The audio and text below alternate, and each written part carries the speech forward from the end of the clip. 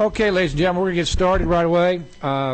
Today, what we're going to do is have the Chancellor speak first and go through his comments, and then we'll have Ms. Corbin speak and go through her comments, and then Ms. Chastain speak and go through her comments. And the idea really, there's a number of new members on this committee, particularly in the Senate, and it's an educational thing so that each of these individuals can tell us where they are, where they're going, and what we can do to help them as a legislature.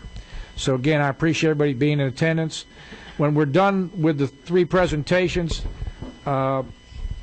because we've got the Senate members here, I'm just going to assign 3 bills for next week that say they know what we're going to be talking about, as well as you in the audience, so we can get your comments before the meeting next week. So again, without further ado, Chancellor Huckabee, you are on. Thank you very much.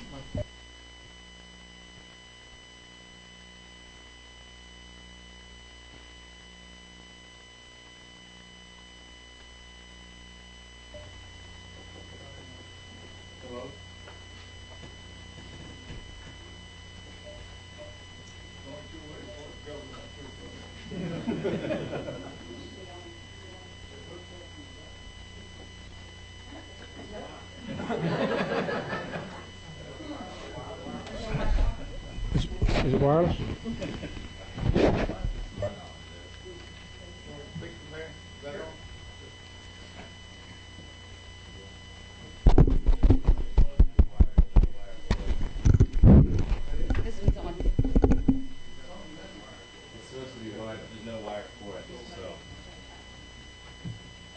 This is why we call it higher ed.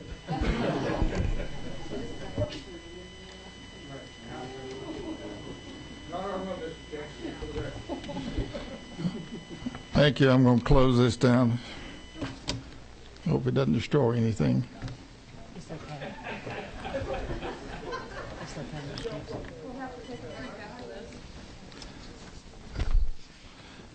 Well, technology is a great thing, but if it can go wrong, it will.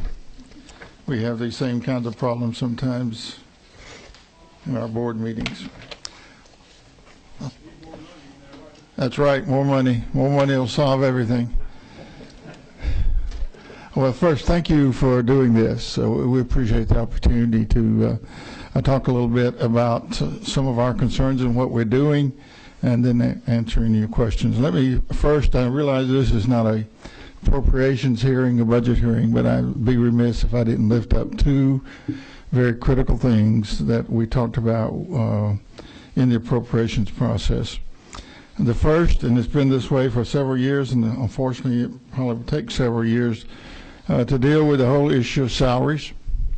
Those of you who have been involved with the Southern Regional Education Board are familiar with the kind of research and the data they issue.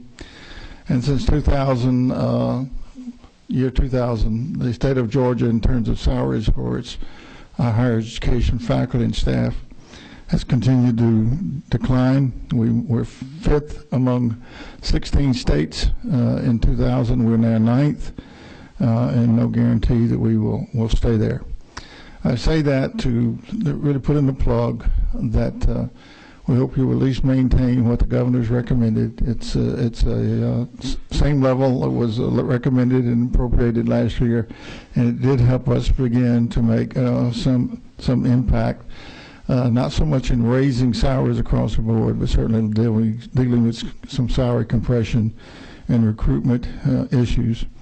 And the reason I bring it up today, I just tell you that we're behind our neighbors like Alabama, Florida, South Carolina, North Carolina, Texas, and Virginia.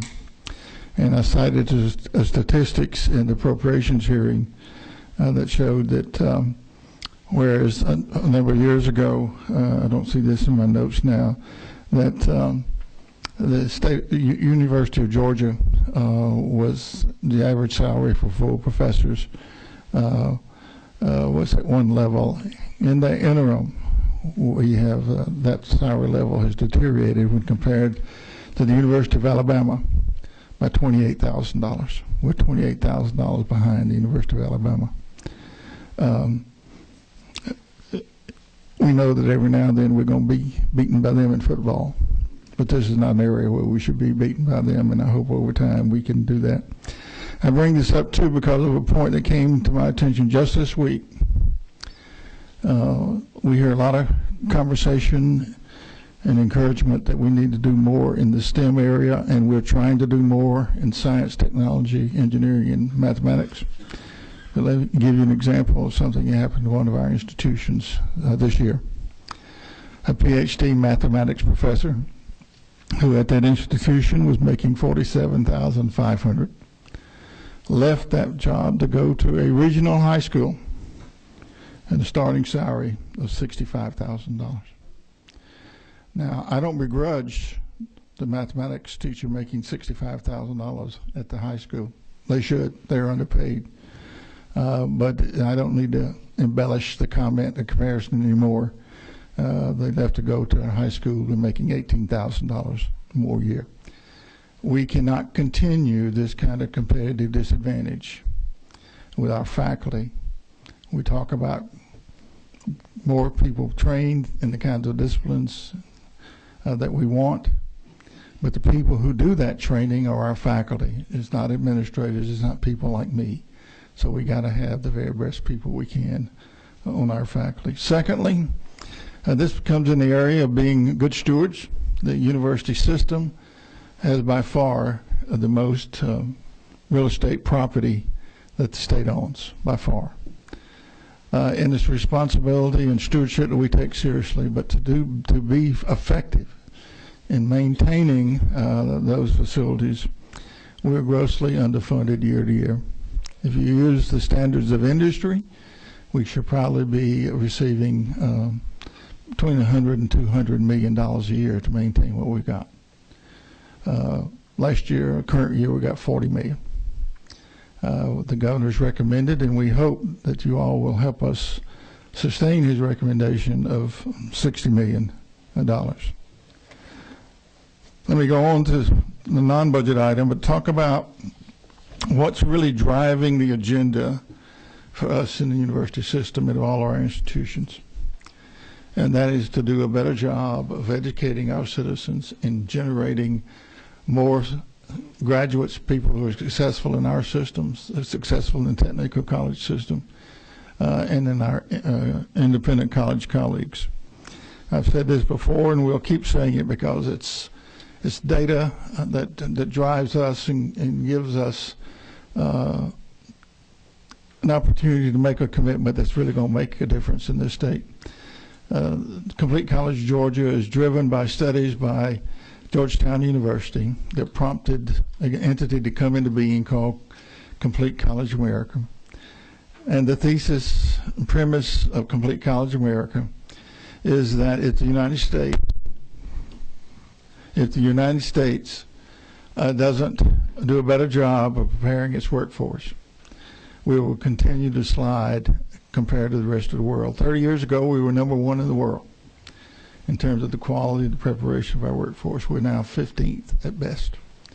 And there are countries below us that are moving fast. And if we don't do some things, we'll be surpassed by some of them. It's a big task.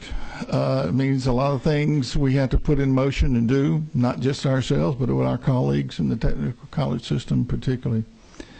And we're committed to making those changes in how we do our business to graduate more students. For us in the university system and the technical college system, to satisfy the criteria that the Complete College America has established, they say the new jobs created in the next 10 to 15 years, that 60% of those new jobs will require people who have some credentialed post-high school education, either 1-year certificate, 2-year degree, or 4-year degree. Right now, using that criteria, we're at 42%. So we got a long way to go. In fact, it means, to translate that in the number of jobs, it means we got a number of graduates. We got to yield 250,000 more than we're doing right now. Now, we're making progress, and we've made significant progress in the last 3 years. So I think we're on a trajectory to achieve that, but it takes our efforts every day to do that. And I want you to know we're committed to that. We're doing some things a little differently to one, not only educate our folks, but to respond to the economic development needs of the state. The prime example right now is the growing film industry, broadly defined. Right now we're third in the country. The big challenge, though, is that right now we're not coming close to supplying the manpower that they need to support that industry. They're having to import too many people from California, New York, whatever. We have taken the approach. We found that we have a number of schools who have excellent pieces of the puzzle, but no one school has it all. So rather than continue to create programs or expand programs, we have decided to approach this collaboratively, and that we are creating, and the governor mentioned this in the State of the State, what we call the Georgia Film Academy, in which all these schools will come together, work together. The person who's led this study and analysis is Dr. Cecil Staten, done an outstanding job. And if you look at the budget, we're asking for some money now to go ahead and implement that this year, and then move on into the following years. But we're excited about it. We think it establishes a model that we can emulate elsewhere. We think this same model will work, for example, with a very exciting prospect of the cybersecurity industry. This is driven more recently by the fact of the Cybersecurity Command and the military being located at Fort Gordon in Augusta. We've been told there may be as 4 to 5,000 new jobs. Plus, cybersecurity is just not an issue with the military. It pervades all of industry. It affects us as well. And so we've appointed a task force headed by the provost of Georgia Regents University and the provost at Kennesaw State University, again, to marshal all of our resources. We got a number of institutions that have bits and pieces, so we can bring about a critical mass to focus on this, and not only quickly but as financially efficiently as we can. The last thing I will say, we're taking seriously our responsibility to be good stewards of our resources. We have, the last 3 years, for most of our schools, we've had the smallest tuition increase, for example, in over a decade, 2.5%. At the same time, I remind you that on the salary issue, in the last 4 or 5 years, during and coming out of the recession, we lost about $1.2 billion in state funding. We have really one other course to go, our source of funds, and that's tuition and fees. And we desperately need to do everything we can to keep those under control, because it becomes counterproductive if the cost of our tuition continues to grow. It weeds out, prevents some people going to school that should be going. We've done a couple of things I'll point out real quickly, and then I'll sit down and turn it over to whoever's next.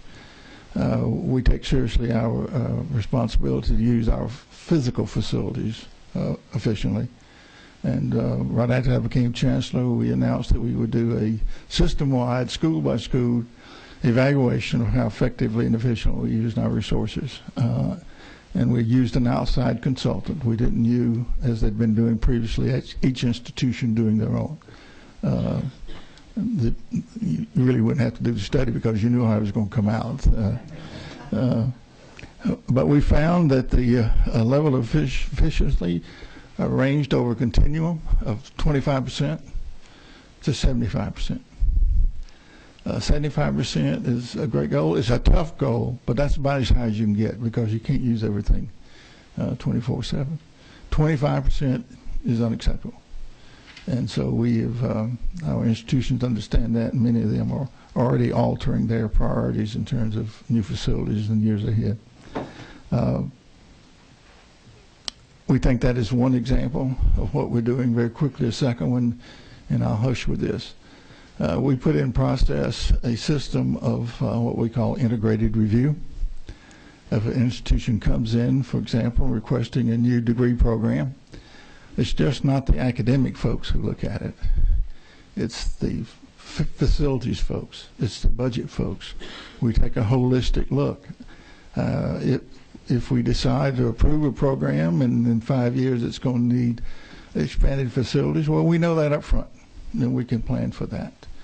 And we want to make sure that they have the faculty for it, and if they don't have the faculty now, then we may take a different look at it. But initially it slowed down things a little bit, but we anticipated that. But it's beginning to pay off, and we feel that we're moving in the right direction. We still got a long ways to go, and we certainly solicit your help and input at every point of the process. And with that, I'll stand down. Don't stand down yet, Mr. Chancellor. Anybody have any questions or comments at this point?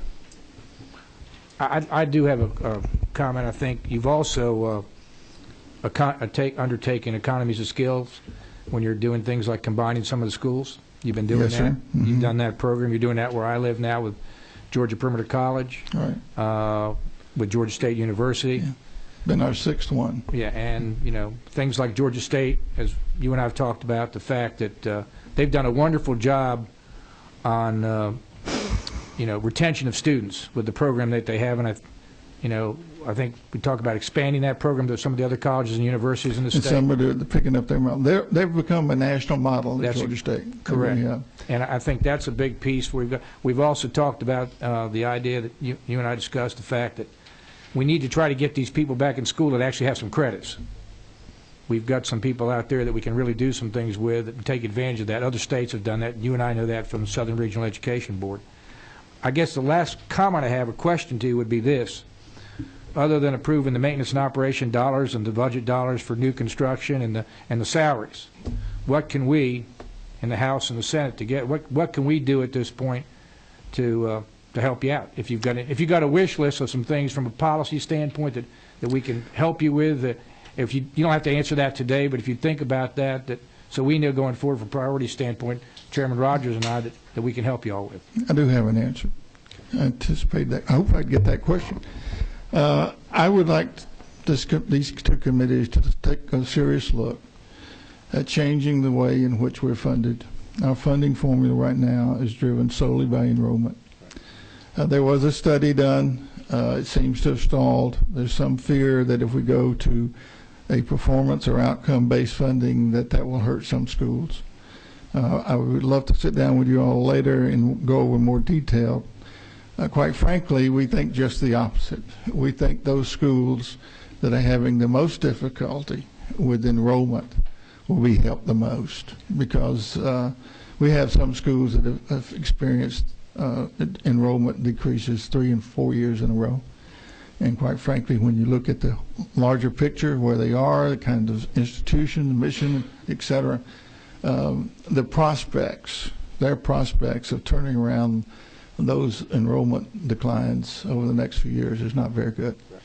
And so we would welcome the opportunity to look strongly at that. We've got one more question. I'm sorry, because number 17. Thank you, Mr. Chairman. Thank you, Mr. Chancellor, for being here this afternoon. Delighted. I had a chance to be at your board meeting when the announcement was made of the consolidation of Georgia State and Georgia Perimeter.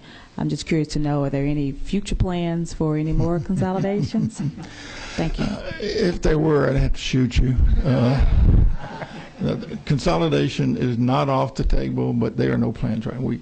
We're undertaking. This is the 6th one. It's the largest and the most complicated, and so we'll need to declare victory on this first. But we continue to look at that, because that again is another expression of our desire that we got to look to be as efficiently and effective as we can. And we're the national leader on consolidations right now, because nobody else does it. It's so hard. It's very difficult to do. We greatly appreciate this. Thank you for being with us. Ms. Corbett. You want to say something?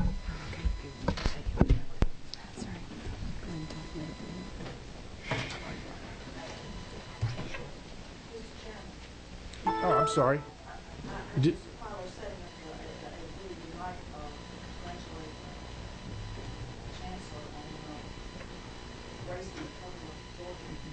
Oh, you're absolutely right. That's right. I forgot. Well, you've always been my man of the year, so. Well, he used to, remember, he dealt with finances for like 40 years now. He's got to be the man of the year for that just alone, but that's true. Thank you very much, Senator. I appreciate you bringing that to our attention.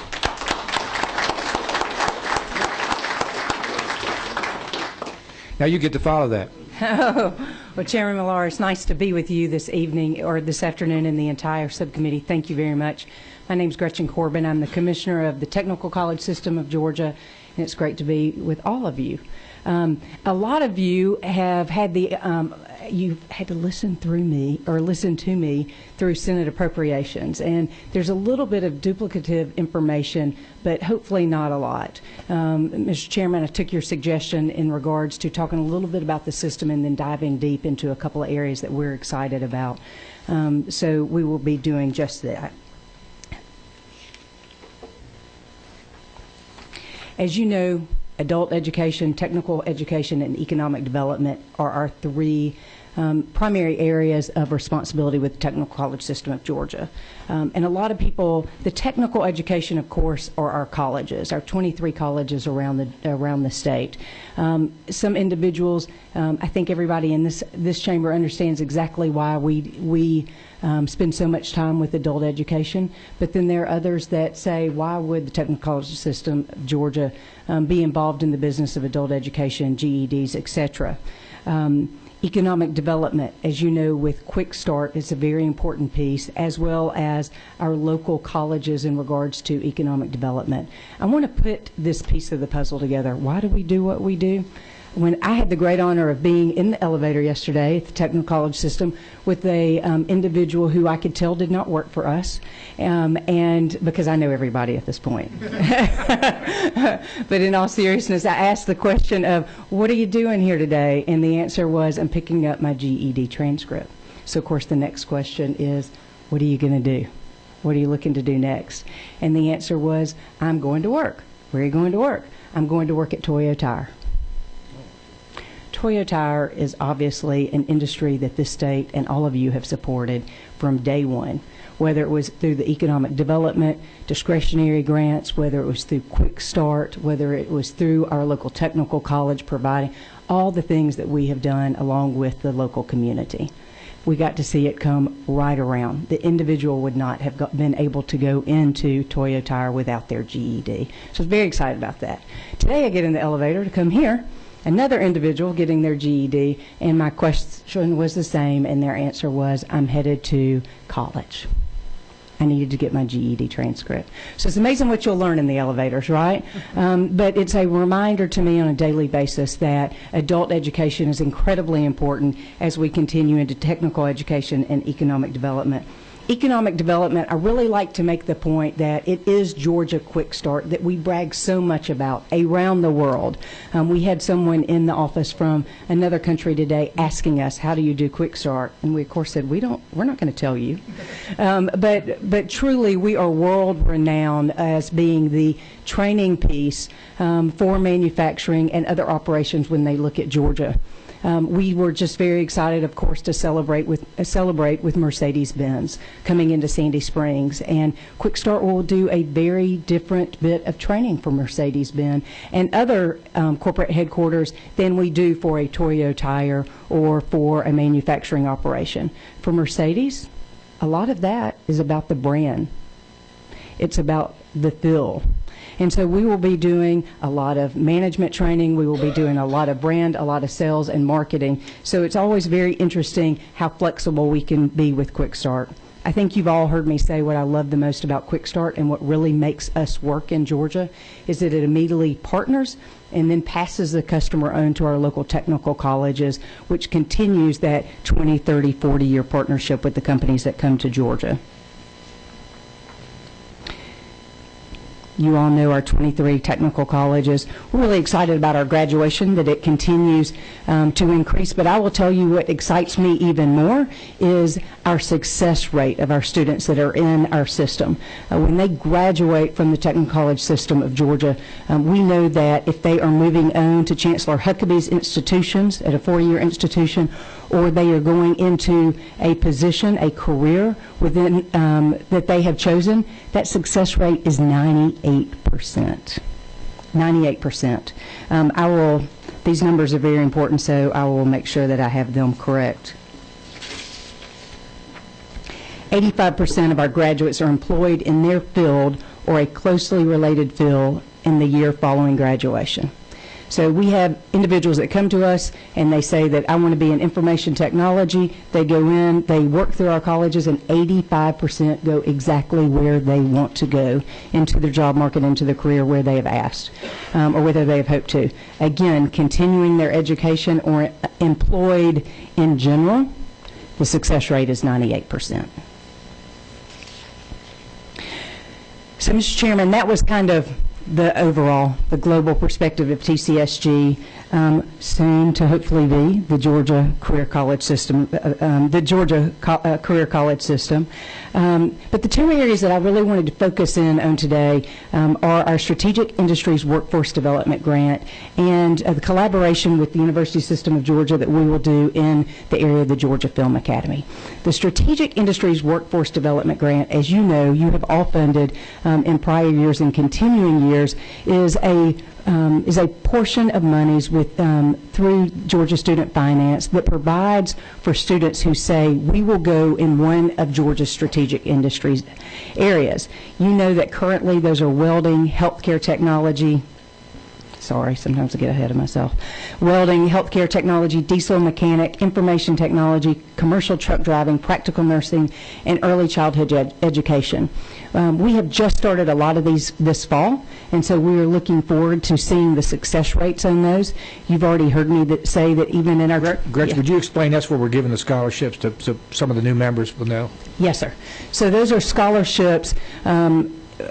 For instance, if, first of all, hope obviously is a very important factor in regards to scholarships, but if an individual says, I'm interested in one of the Strategic Industries Workforce Development Grants, we provide 100% of their tuition. Why do we do this? Because employers in Georgia have said we need these workers in Georgia.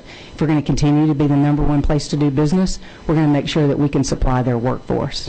We're also going to make sure that if we have the opportunity to encourage a citizen, whether they're young or older, that they are interested, if we are able to encourage them into an area where we know that there will be prosperous employment after their college studying, we want to make sure that we're placing them or we're leading them in that direction. So we're pretty excited about that.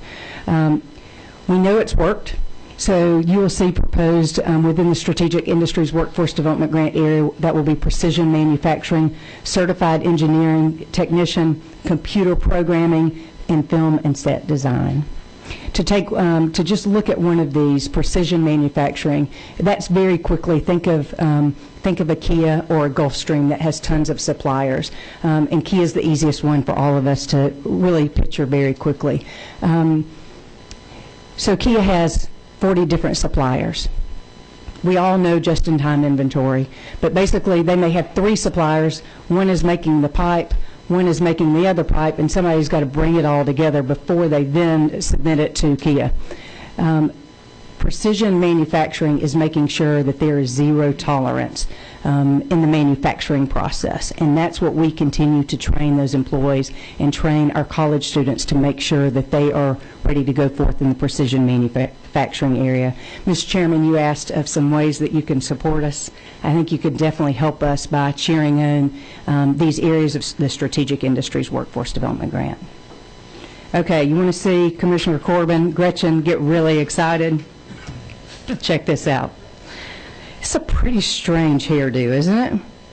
How many of you, your children or your grandchildren, have gone to see the Hunger Games? Pretty exciting, isn't it? How many of us were excited that they chose to produce this production here in Georgia? All of us, right? Whether we went or not. And we were thrilled about that. But in continuing the Chancellor's discussion of the Georgia Film Academy, Governor Dill has asked both of us to work collaboratively together to make sure that we are meeting the needs of the film industry. We know that there are needs in regards to basic workers within the industry. We also know, based on the study that Senator Stanton did with USG, is that there are below-the-line members of the cast, well, not members of the class. It's called below the line workers, and there are above the line workers. Let me tell you who the above the line workers are. They're the producers, the writers, and Brad Pitt. I'm hoping one day I will, maybe be serving a role with that, Brad Pitt. But that's above the line. The below the line is everyone else.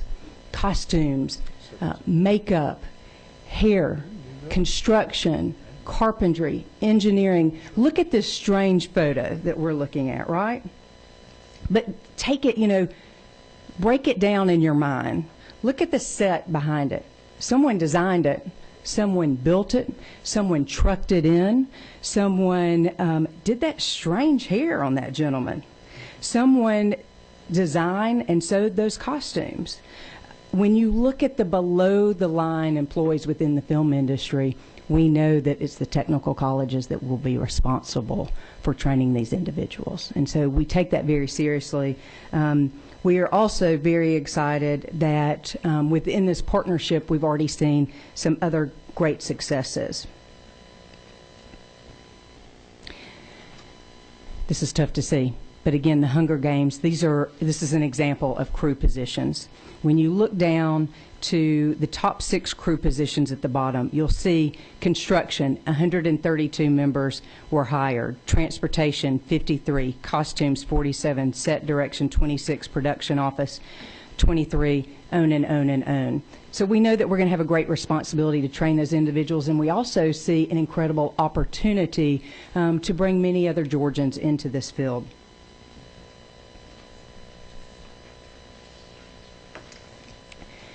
Another reason I get really excited is because we already have a lot of this programming at the Technical College System of Georgia.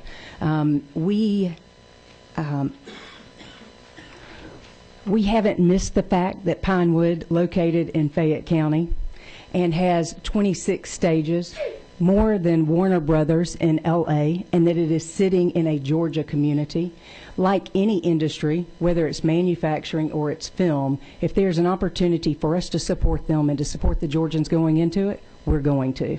So Southern Crescent and Dr. Peters, long before we even started discussing this, maybe not too long because this is such a burgeoning industry, had already started planning like any good president. What new curriculum do I need in place?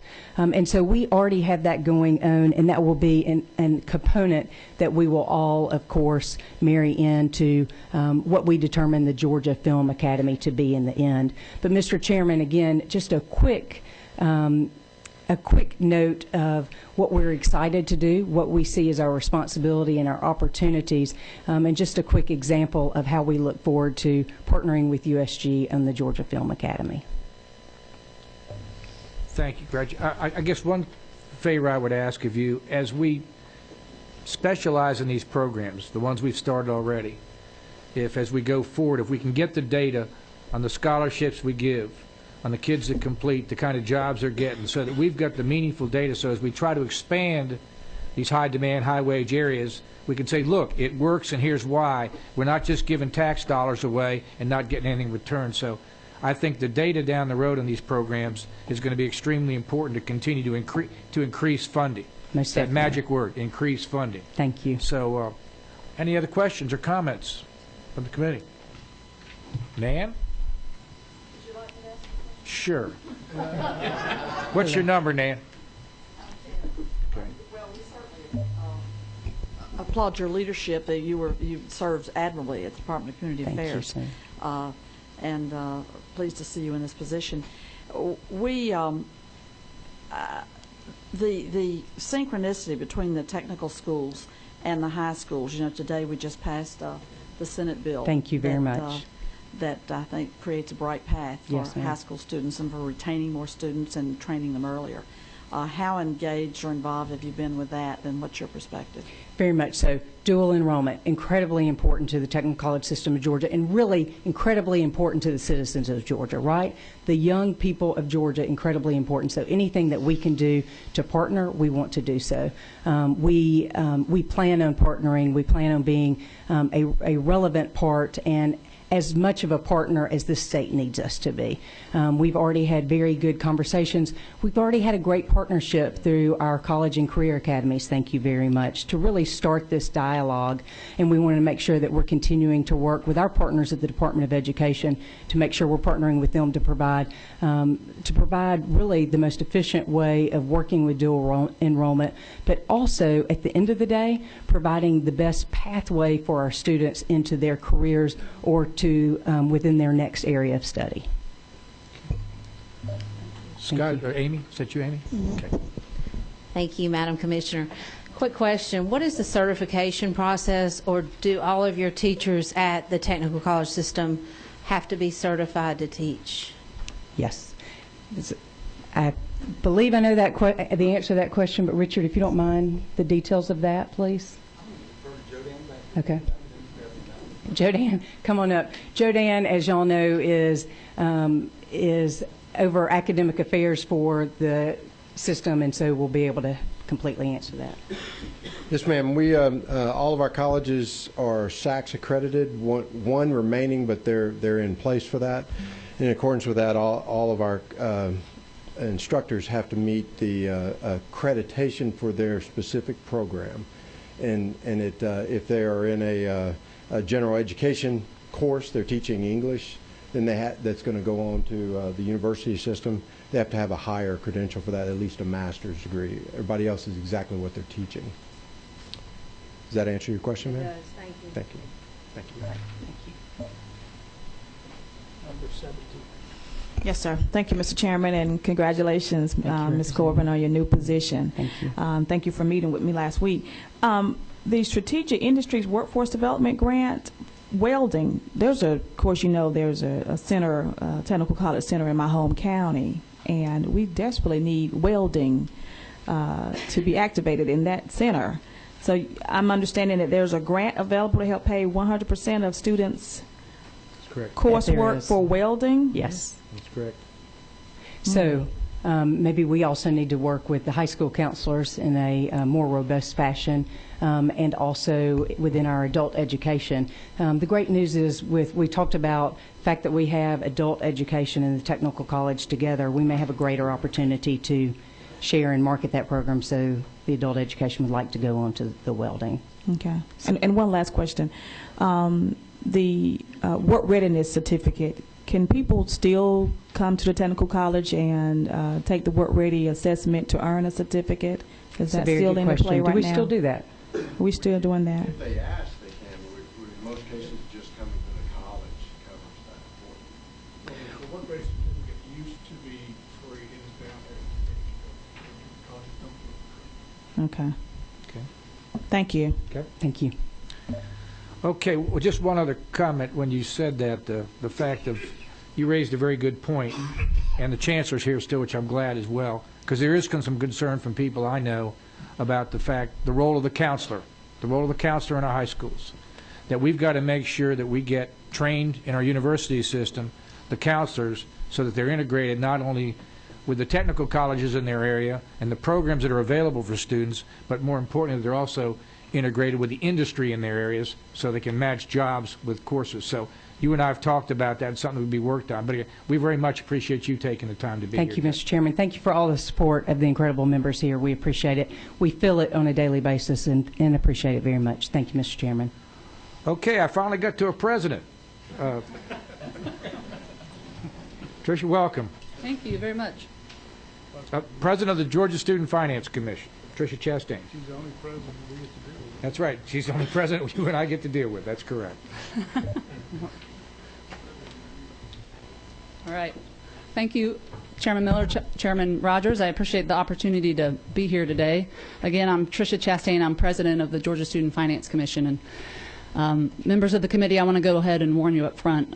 Student finance is not nearly as exciting as the Hunger Games. So, but maybe potentially we're funding some of those students to be future set designers and all those good things.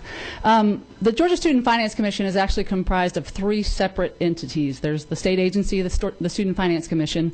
Then there's also the state authority, the Georgia Student Finance Authority, and then there's the Georgia Higher Education the Georgia Higher Education Corporation. So I'm going to, Assistance Corporation, I'm sorry. I'm going to run through all those and what we do. I did not get a chance to talk to you during the budget hearing, so I'm going to give you just kind of a broader overview of what we do. I put some information in your packets as well, but I would jump at the opportunity to come and talk to any of you more specifically about any of our programs, anything we do at Georgia Student Finance.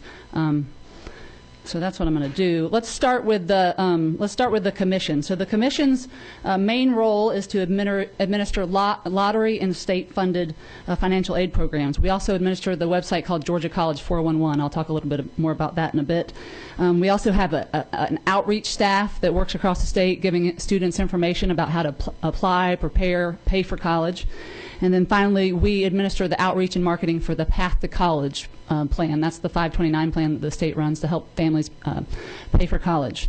So let's start with the one that you guys are probably all most familiar with, and that's the Hope Scholarship. These are all our lottery-funded programs, which we're very proud of. Probably what Georgia Student Finance, definitely what Georgia Student Finance is known most for.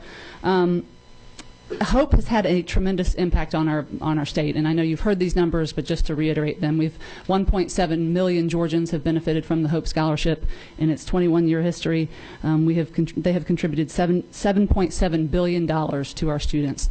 Just last year, in the 2013-14 school year, close to 200,000 students received one of these scholarships. And Gretchen actually mentioned the SWIGDA is what we call it, the Strategic Industries Workforce Development Grant. That's also lottery funded, so you know. So about $533 million Hope dollars via the lottery went out last year. So these are wonderful programs. We also have 11 state-funded financial aid programs. I won't go through all these. I won't go through all those, but I did put information in your packets that has descriptions of each of those programs. Georgia College 411. This has been one of the kind of big wow moment surprises for me since I've come to the commission. I don't know if you have a middle schooler or a high schooler, child or grandchild, when you get home tonight, ask them if they have been on Georgia College 411, and I would bet you that they will say yes. The traffic on this website, the resource it provides to our students is just tremendous. It helps students explore career pathways, plan for college, look at different colleges, also how to apply for college. Just to give you a couple numbers on Georgia College 411, last year 233,000 college applications were done through Georgia College 411. 67,000 FAFSA forms were filled out through Georgia College 411. So this is a great website. FAFSA, federal student aid. Wait, free application for federal student aid. I have it written down. The acronym is not nearly as hard as it to actually fill out. So these are the features on Georgia College 411. I won't go through all those, but there's wonderful resources for students and also counselors. All our high school counselors, as Representative Chandler I'm sure knows, use the transcript exchange to get those transcripts to colleges when students apply to college. Outreach activities, again, we have a staff of 8 that travel around the state, mostly to middle schools, high schools, do tons of college fairs, talking to students about college, about how to apply, about how to plan, how to pay for college. So they're a great resource for middle schools and high schools all across our state. They also go to boys and girls clubs and all sorts of different activities, college fairs around the state. The Path to College plan. We are actually in charge of the outreach and marketing. Tia Kreff actually administers the plan, but we're in charge of the outreach and marketing. It is a great plan. As I put up here, Clark Howard names it one of the top 5 saving plans. So we're really proud of the plan. Just last year, we 13,000 new accounts were created. And it covers over $1.6 billion in assets, and over 10,000 families last year used their college savings from a 529 plan in Georgia to pay for college. So this is again a great resource for families, and I think it's encouraging to see how many students and how many families are opening these plans just in the last couple of years. The authority. This is the second of our 3 entities under the Georgia Student Finance Commission. The authority's responsibility, it's a nonprofit public corporation. It provides student financial aid to eligible Georgians through loans, scholarships, and grants. The 2 programs that you probably may have heard of that are run by the authority, one is REACH, and Chairman Miller, we appreciate your support. Tomorrow, no, Thursday, we are celebrating the 3rd anniversary of the REACH Scholarship, and Senator Miller has agreed to do a resolution honoring that day. The governor is going to do a proclamation. This is a great needs-based scholarship program. It is funded largely by private funds, and 100% of those private funds go to students. We identify students in the 7th grade, and them and their families sign a contract, and they work through the schools. They sign up for mentoring, all sorts of support services that they agree to do, and then when they get to college, they get a $10,000 scholarship. It takes commitment from local school districts. We're in 23 school districts now. They have to commit to do it, to support the students, and to eventually support some of the scholarships as the program progresses. We are currently in 23 school districts. These are the school districts, and our goal is to be in every school district by 2020. So I encourage you to look up there, and if you don't see a system in your district, we would love to come talk to you about this program. It is absolutely wonderful, and I think it's very much needed. Not only needs-based, as we all know is needed, but also that mentor piece that takes someone in 7th grade and make sure they actually get to the point where they can go to college, because we lose plenty along the way there. So REACH is one of the authority programs. Also, the Student Access Loan Program. So you hear a lot in higher ed about these students having trouble kind of closing that gap. They've used all their financial resources, but they need a couple thousand more dollars to finish the semester, to get through a school year. The Student Access Loan Program was created for that reason, to help. They've exhausted every other resource, and they just need a little bit more funding. It's a 1% fixed interest loan. There's no underwriting criteria, and for SAL, which is the student access loan, there's also they can pay it off by service, meaning if they go into a STEM field or if they go into public service, it's paid off by the number of years they stay in that field. SALT is a new program that is just for technical college students, and again, 1% fixed interest loan, no underwriting criteria, and if they graduate with a 3.5 or above, then it's actually discharged, the loan. So this has been an extremely popular program. SAL's been in existence for a few years. SALT is a new program this year, and we're seeing tons of applications for both of these programs. The corporation is the final part of the Georgia Student Finance Commission, the final entity, and its role mainly is to help with default management. So that's a big deal for post-secondary institutions. They have to keep the number of students that are defaulting at a very minimum, or they lose their Title IV eligibility, which means they can't receive federal financial aid, which would pretty much shut the doors of any post-secondary institution in the state. So we work with schools to create plans to make sure that financial literacy opportunities and courses are available for students, so they know what they're getting into when they take a loan out in college. So I think that's it. That's our mission and our vision, and I'm happy to take any questions. Gretchen, where does Gretchen, I'm sorry, I'm losing it. It's the president. I irritated the president. That's fine. Tricia, where does your funding come from? That's the question that's been raised.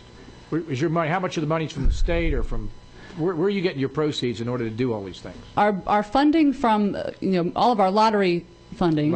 So that's about $600 million, a little less a year, comes from the lottery. So most of our funding does come from the lottery. The rest of our programs are all state funded.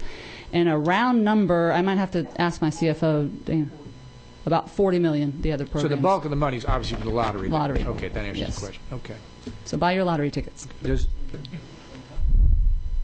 I was trying to think back, being down here 16 years, I think this may be the first time in a long time that I've heard a presentation of the Student Finance Commission. And I do think a lot of our members, I think the public as well, I think we need a better awareness of what you have available in our state, because a lot of people don't know what you do and what you have available to them, and I think we're missing some opportunities with a lot of students in the state. So I urge you, I think we need to do something about getting the word out about all the good things you're doing. I knew about REACH because of Brad Bryant from DeKalb, and so I think you've got a lot of good programs that we just need to get the message out of what you all and what you're doing. So I appreciate that. Any other questions or comments at this point? Nan, I knew you wouldn't disappoint me now. Thank you, Mr. Chair. It's a pleasure to serve with you. These are great. I totally agree that we can be part of the megaphone to our constituents to lift up and highlight these excellent opportunities and programs that you all are spearheading. And the the SALT one you say is a newer coming online. Now, do you all, when you launch that, that's the technical colleges. Does that mean that information goes out to all the technical colleges? They have their arms around it to know to direct students to access this. We work very closely with the financial aid offices at all the institutions. And what's the do you have numbers on those on SAL and SALT on how many you're? I do for SALT just for this year. For last year, we had no, I'm sorry, for the current fiscal year, we had 4,592 loans were given out under SALT. Wow. The average loan was $3,000, and so $6 million were dispersed under SALT this year. Thank you. We have one more question. Thank you. Thank you, Madam President, for your presentation this afternoon.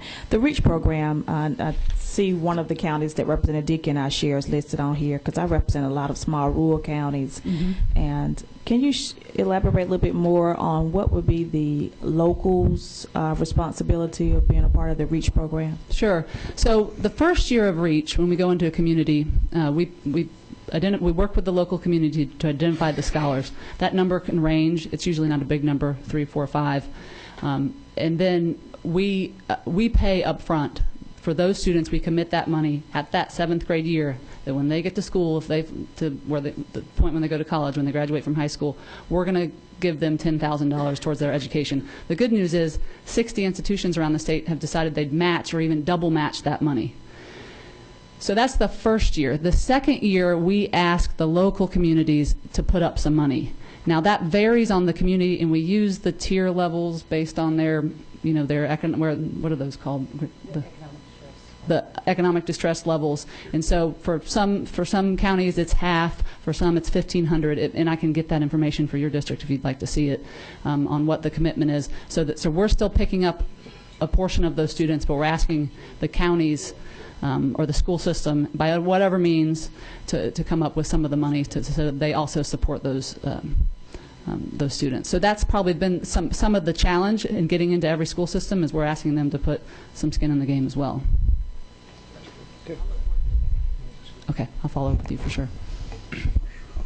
President Chastain, I know you and I visited about default in loans. What kind of default ratio are you having right now?